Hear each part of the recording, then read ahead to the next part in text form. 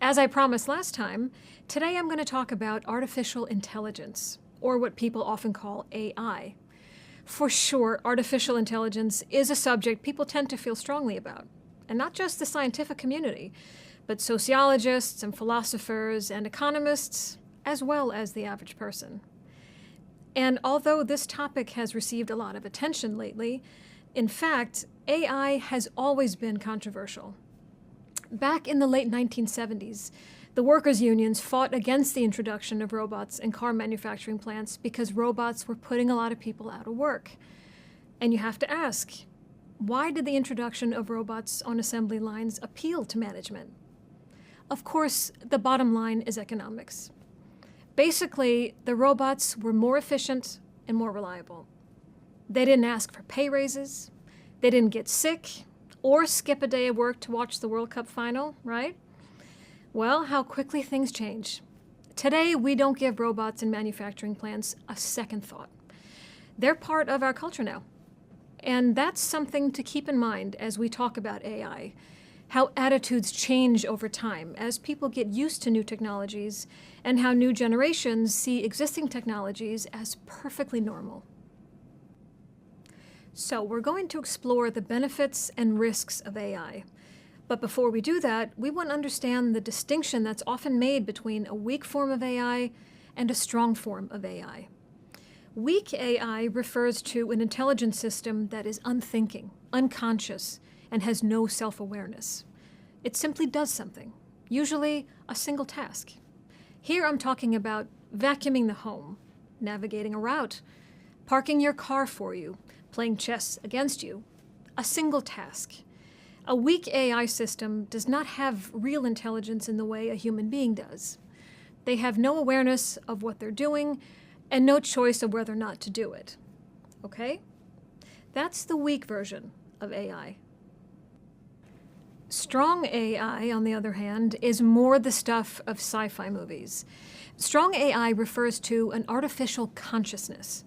Strong AI is oriented toward creating a thinking, conscious machine that seems to be equivalent to a human being.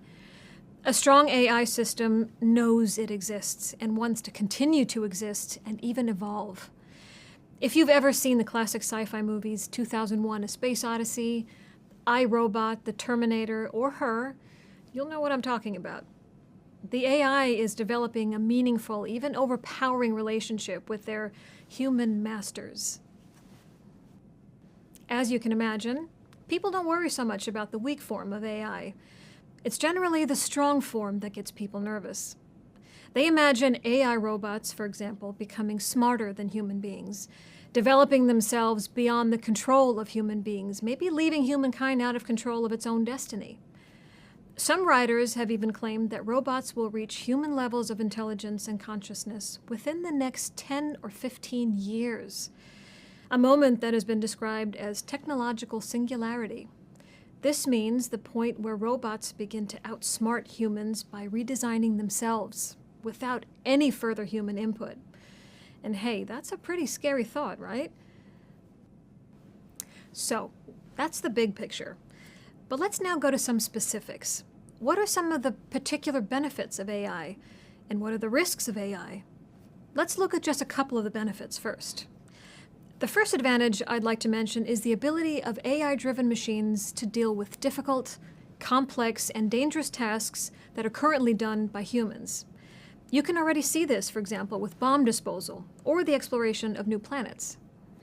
Also, on the plus side, there's the very real possibility that AI could lead to sophisticated techniques that would help us address global problems such as the depletion of natural resources, pollution, and climate change. For example, there are now robots that can go to the source of an oil spill in the ocean immediately, rather than waiting for days or weeks for humans to address the problem. And scrubber robots are being developed that can suck CO2 out of the atmosphere. Clever stuff. Although the potential benefits of AI are virtually limitless, a lot of people have been skeptical about the unbridled development of AI. One of the things AI skeptics have zeroed in on is the fact that machines lack emotion. Without emotion, an AI robot will not be able to sympathize with individuals in their unique situations, something that's essentially human and which most of us are very good at. This lack of emotion may lead machines to act over-rationally and, consequently, at odds with human interests. A computer-led future would likely be a very cold, impersonal one in that sense. Next is the concern about replacing and downsizing humans. We've seen how robots can free up humans to do other things. Think back to those car factory workers, right? The robots freed them from the monotony of assembly line work. Trouble is, although this freedom might seem like a good thing, it could also have a downside and lead to feelings of uselessness. And that could trigger mental illness, obesity, and other health and social problems. So that's another area of concern. And finally, there's the moral argument, a big one, especially in some religious communities. Some people believe that intelligence, intuition, and self-awareness are the universe's gift to humankind, and to try to replicate or even improve on them is like fooling with Mother Nature. It's morally wrong.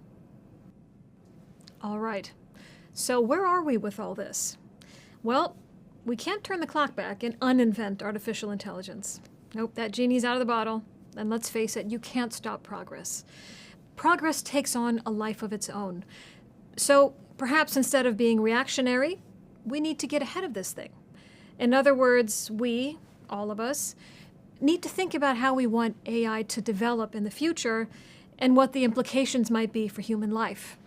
We need to understand the technology so that we can control it and help make certain that it's a benefit to humankind rather than a threat. And, of course, that's not just about the technology itself. It's also about being responsible as human beings in how we use it. And that's a topic we'll deal with next time.